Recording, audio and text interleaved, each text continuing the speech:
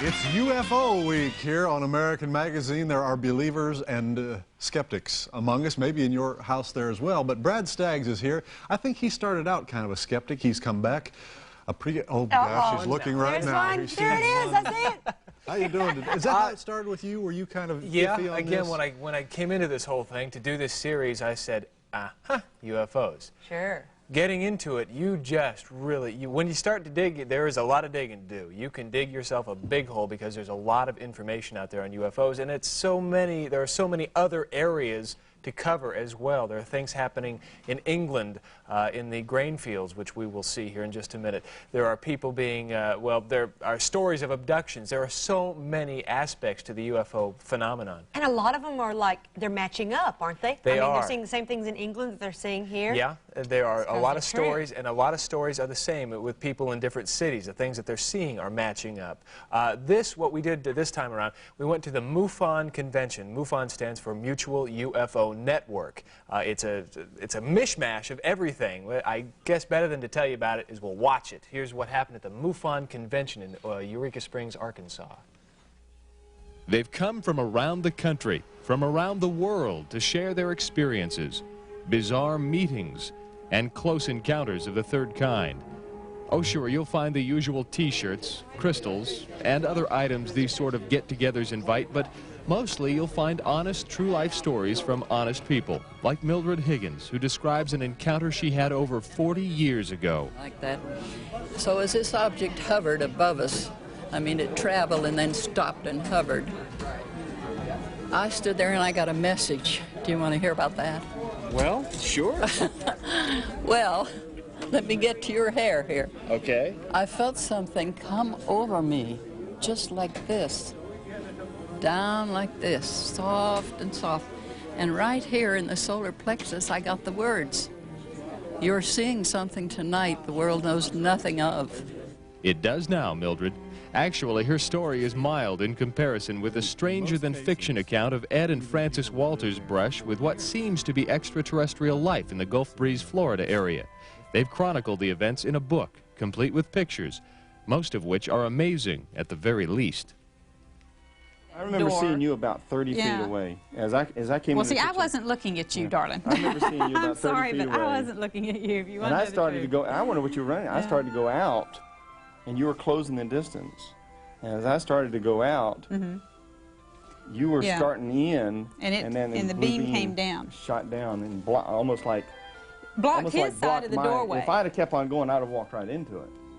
But when it hit right in front of me, I jerked back.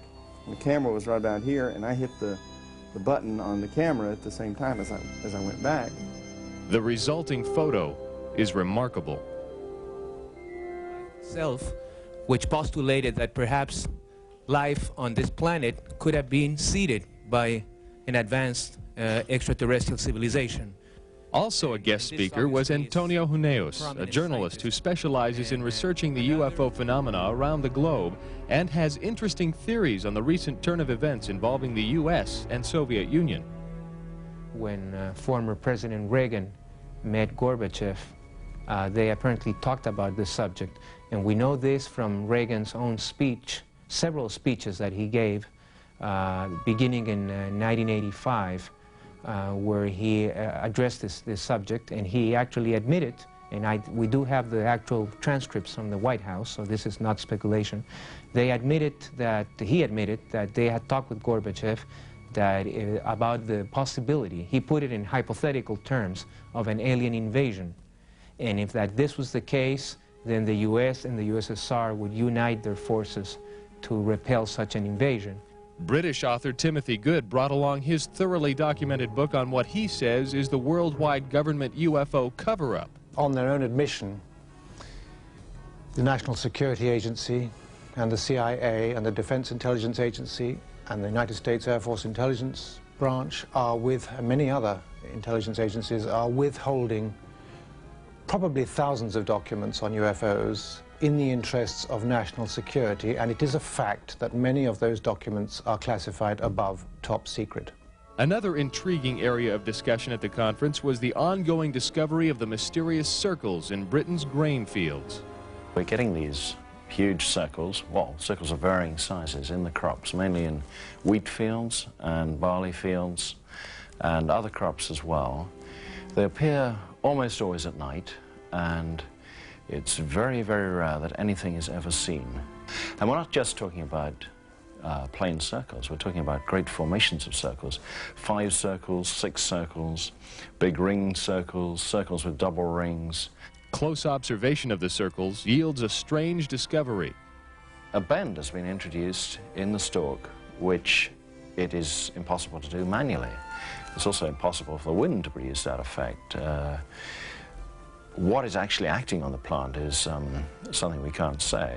It appears that some energy field, whether that's electromagnetic energy or whether it's some other kind of energy, we're not sure, has acted on those plants, producing a very specific geometric pattern. There were other fantastic revelations this year at the annual event, including newspaper editor Carrie Baker's description of the mysterious goings-on in Fife, Alabama.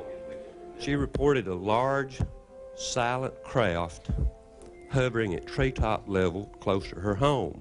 We'll see more of that tomorrow.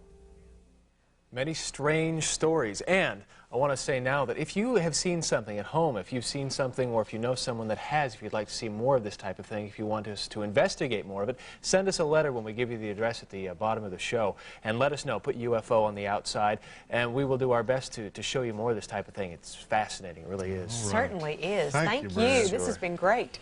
All right. Coming up next, we're going to showcase Kimberly Craft. Stay there. And as we look at our town of the day today, the Monroe Crook House was built in 1854 by the great-nephew of President James Monroe. The home is now listed in the National Registry for Historic Buildings.